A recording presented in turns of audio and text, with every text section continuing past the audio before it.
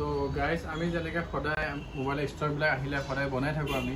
তো আজি আমাৰ তাত অকল আইফোনৰ ষ্টক কিছুমান আহি গ'ল, দেখাই দিয়ে আইফোনৰ ষ্টকবিলাক।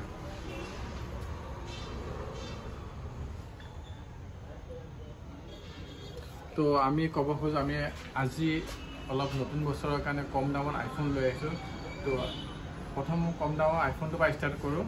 তো এইটো চাওক, আইফোন 12 128 GB, ইয়াৰ 79 বেটাৰী হেল্থ।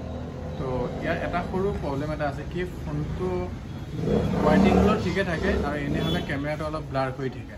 তো আমি ইয়াৰ দাম ৰাখিছোঁ মাত্ৰ 15,000 টকা। 15,000 টকাত iPhone 12।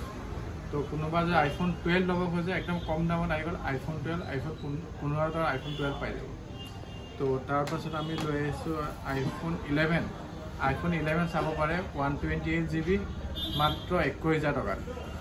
Original display, battery original চব আছে, মাত্ৰ 22,000 টকাত বা 21,000 টকাও দি দিম।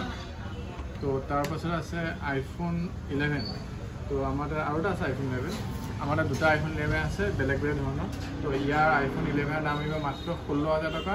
এইটো আইফোনৰ 11 দাম মাত্ৰ 17,000 টকা, 16 আৰু 17,000 টকা। তাৰপাছত দেখাব খোজোঁ আইফোন 13। তো আমাৰ তাত আইফোন 13 দুটা আহি গ'ল কম ৰেঞ্জৰ।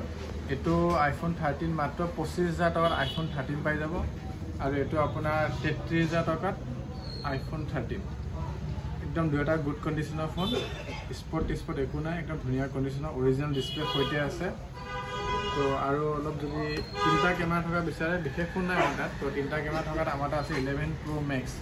কোনোবা যদি ল'ব খোজে ল'ব 11 Pro Max, মাত্ৰ 25,000 টকাত 11 Pro Max। আৰু আমাৰ তাত এনেকুৱা নহয় যে অকল আইফোনে আছে, আমাৰ তাত এণ্ড্ৰইডৰ বহুত ফোন আছে। তো এণ্ড্ৰইড ফোনটো দেখাই দিবা।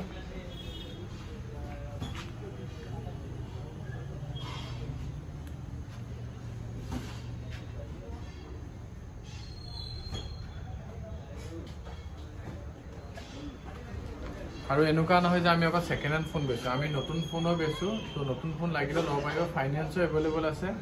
ছেকেণ্ড হেণ্ড আইফোন, এণ্ড্ৰইড গোটেই সম্পূৰ্ণ ফোন পাই যাব আপোনাৰ মতে। আৰু আমাৰ চেনেলটো প্লিজ ছাবস্ক্ৰাইব আৰু লাইক কৰিব নাপাহৰিব।